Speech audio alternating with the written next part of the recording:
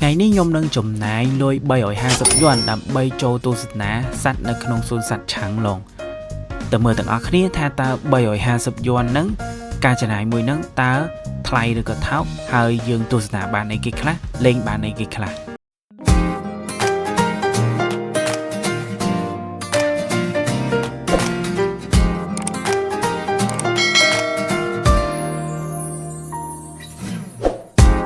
ដើម្បីទៅសួនសត្វនេះយើងជិះរថភ្លើងខ្សែឈ្មោះកងប្រវត្តិសៀងអូខេឥឡូវយើងដល់មកដល់ចំណតនេះហើយបន្ទាប់មកយើងចេញទៅច្រកផ្លូវអក្សរ E ដើម្បីដើរទៅប្រហែលជា 1.4 គីឡូម៉ែត្រទៀតបានទៅដល់សួនសត្វយើងត្រូវជិះរថភ្លើងមកដល់ចំណតឈ្មោះហាន់ស៊ីឆាំងឡុងហ្នឹងហើយបន្ទាប់មកបានយើងចេញទៅច្រកផ្លូវអក្សរ E យើងដើរ 1.4 គីឡូទៀតបានទៅដល់សួនសត្វហ្នឹងខ្ញុំរីកមិនថាបើសិនជាមកកុំភ្លេច download AMap ឬក៏百度Map OK所以我们往那边走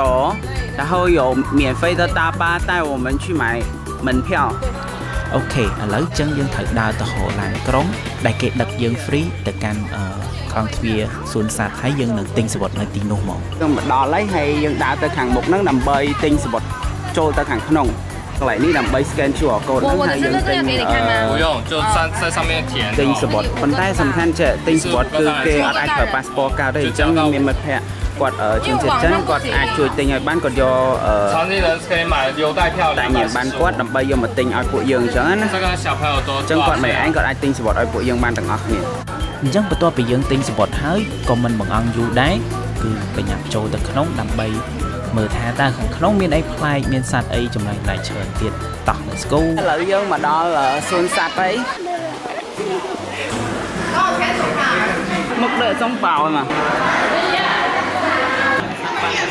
他们会在这里看我们等他们下班了就去睡觉他们ស្ដាប់សំឡេងសួនសត្វវិញក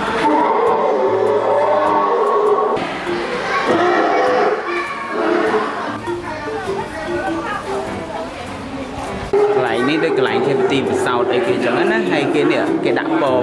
ញាស់ពងខ្ញុំអីហើយពួកសត្វស្អីគេអានេះសត្វអីគេនោះគេពងចាំនៅក្នុងកែវ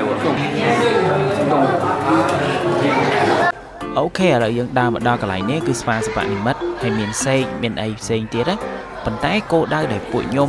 មកសួនសត្វហ្នឹងមើលសត្វអីគេអ្នកទាំងអស់គ្នាតាមដាននៅចុងវីដេអូទាំងអស់គ្នា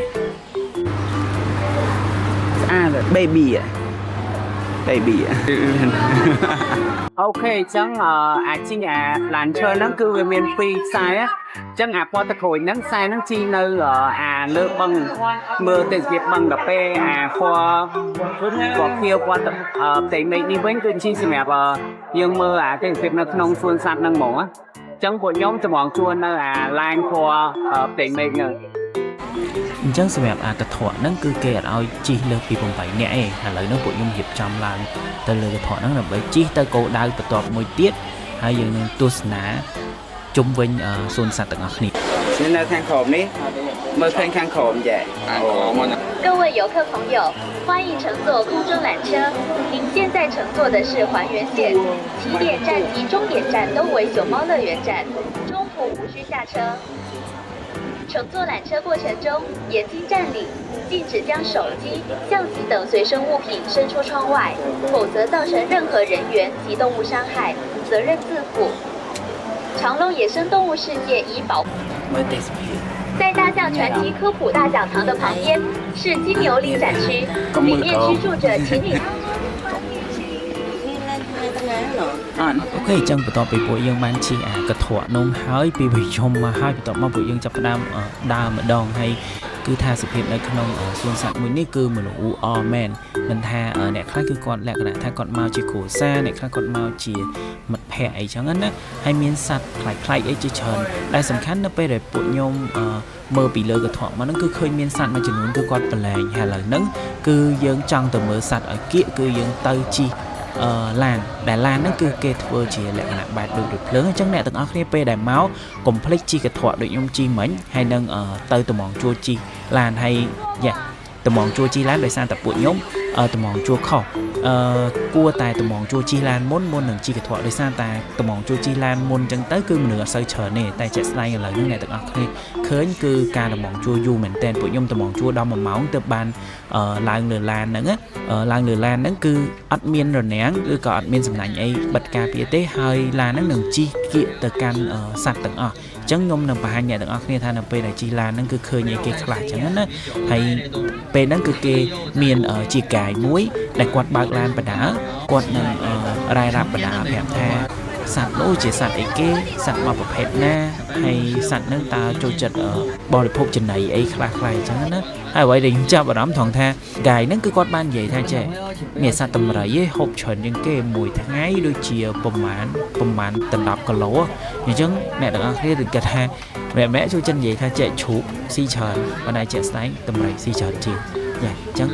មានប្រភេទសត្វនេះអ្នកទាំងអស់គ្នាអាចឃើញនៅពេលដែលជីកគៀកមែនតើហើយសំបីសត្វខ្លះគឺអត់មានដាក់ធុងគឺអត់មានដាក់រនាំងអីទេគឺលក្ខណៈដូចប្រឡែងចេញនៅខាងក្រៅអញ្ចឹងឲ្យមកពុតមកយើងផ្ទាល់ហ្មងណាឯក្រែមហ្នឹងមកកញ្ចប់ហ្នឹង35យួនយើងចេញពីអាកន្លែងយើងជីឡានភ្លើងមិញឥឡូវមកនេះយើងញ៉ាំក្រែមសិនដាត់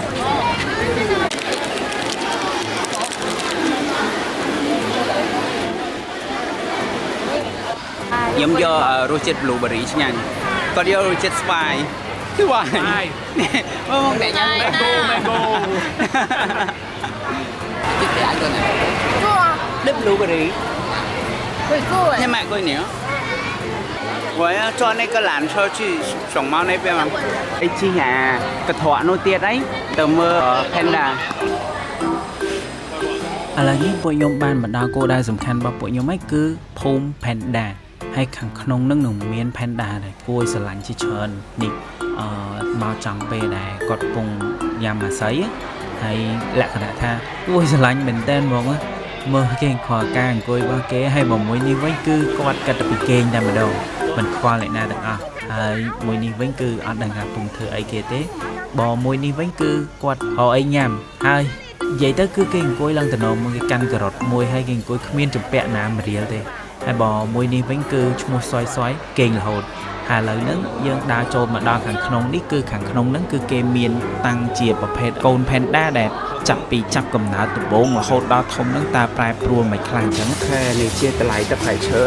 គាត់តែទឹកក្រូចសោះមួយកែវ35យួនផ្លែប៉ោមជាមួយនឹងការ៉ុត28យួនប៉ោមមួយការ៉ុត28យួន refresh យើងចេញទៅវិញហើយច្រកផ្លូវចេញទៅខាងក្រៅ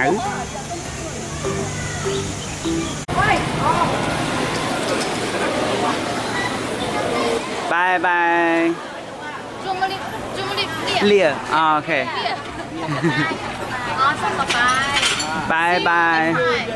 下次见拜拜拜拜我们微信要we can chat on the 什么那个叫 WeChat WeChat Telegram OK 拜拜注意安全เนาะ拜拜